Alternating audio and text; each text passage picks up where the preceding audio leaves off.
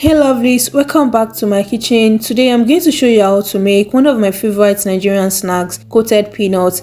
These are those sweet crunchy peanuts that are so addictive. You honestly won't be able to stop at just one. I'll be walking you through every single step, explaining why we do things and giving you simple tips so yours comes out perfectly every single time. So grab your ingredients lovelies and let's get started. First thing first lovelies, we will start with the raw peanuts. You want to pick through them carefully and remove any bad peanuts. Shriveled, dark or broken peanuts won't cook evenly and they can even give your peanut burger a slightly bitter taste. So take your time here lovelies, it makes a huge difference in the final results. The next thing we want to do is to rinse the peanuts. I pour clean water over them to loosen any dirt or dust. I always discard the first water because it can be bitter and we don't want that in our snack.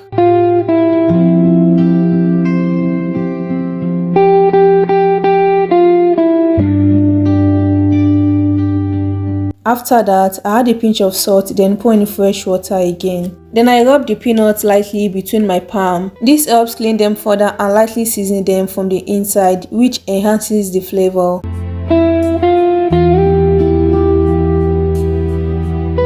After rubbing, I drain the water completely. My lovelies, once clean, we need to dry the peanuts. This step is very important. If your peanuts are still damp, the coating won't stick properly. You can dry them in the oven on low heat, but if you have a good sunshine, you can also spread them out and let them dry naturally under the sun. Plus, the sun gives them a nice natural dryness without starting the cooking process. Whichever method you choose, make sure the peanuts are completely dry before moving to the next step.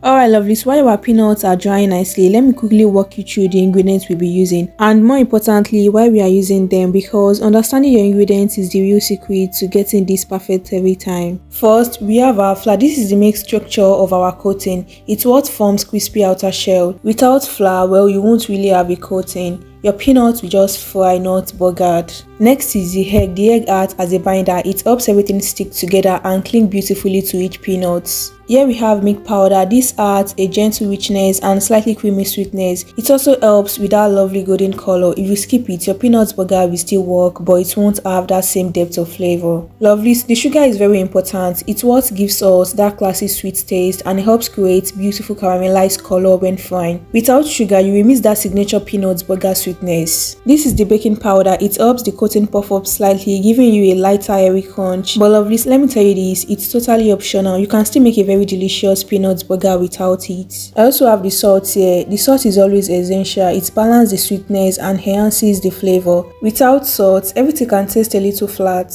And finally, the water. It controls the consistency so the coating isn't too thick or too runny, but you can replace the water with liquid milk. So you see lovelies, every single ingredient plays its own role. Once you understand that, you're already halfway to perfection. Now that we understand the purpose of each ingredient in this recipe, let's prepare the wet coating.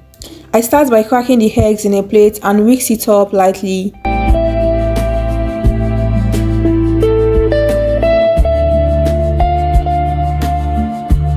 Next thing I do is to add the milk powder, baking powder and salt. Lovely, you want to give everything a good mix.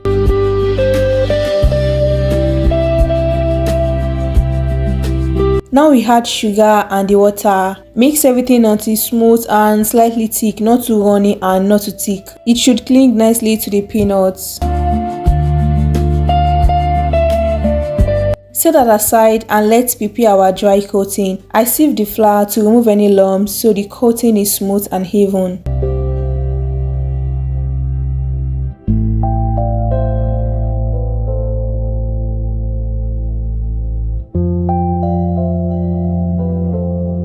Now lovelies, the peanuts are dry and ready for coating. This step is all about building layers. We want each peanut to have a thick even layer that is crunchy on the outside and cooked perfectly inside. The first thing you need to do lovelies is to make sure you're using a deep bowl because you'll be shaking and toasting a lot, so you need enough space for the peanuts to move freely and coat evenly. Now you can start with either the dry mixture or the wet mixture. Both ways work perfectly. What matters is this: add a little, then shake to coat before adding the next. If you start with dry, add a little flour, shake until the peanuts are lightly coated, then add a little wet mixture and shake again. If you start with the wet mixture, add a small amount, shake to coat the peanuts, then follow with some flour and shake again. Whichever way you start, the process is the same, alternate and build in layers. Wet shake, dry shake, wet shake, dry shake. Always coat the peanuts properly before adding the next mixture. Don't pour everything in at once, that's how you end up with lumps instead of that beautiful crunchy coating.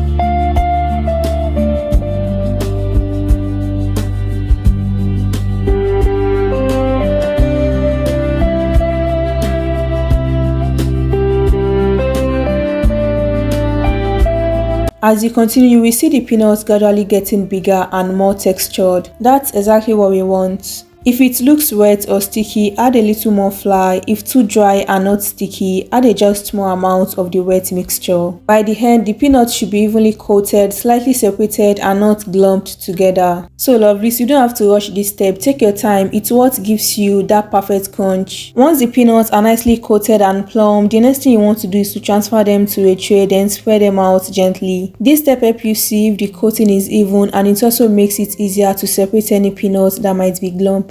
Now it's time to fry, lovelies, and this is where patience really matters. First, set your heat to low to medium low because we are working with raw peanuts. We don't want to rush this process at all. The goal here is to cook the peanuts all the way through while developing that beautiful crunchy coating. The next thing I do is to place in my pot, then pour in the oil I'll be using to fry the coated peanuts. You don't want the oil too hot. If it's smoky or bubbling aggressively, it's too hot. A good test is to drop one of the coated peanuts into the oil. If it rises slowly with gentle bubbles, your oil is just right. Low heat might feel slow, but it gives you even cooking and prevents burning. Carefully add your coated peanuts into the oil. Don't overcrowd the pan. This is very important. If you add too many at once, the oil temperature will drop and the peanuts may turn soggy instead of crispy. Fry in batches if needed. It's always worth it for the perfect texture. Now gently stir from time to time. This keeps the peanuts from sticking together and ensures every side cooks evenly. As they fry, you will notice the coating start to firm up.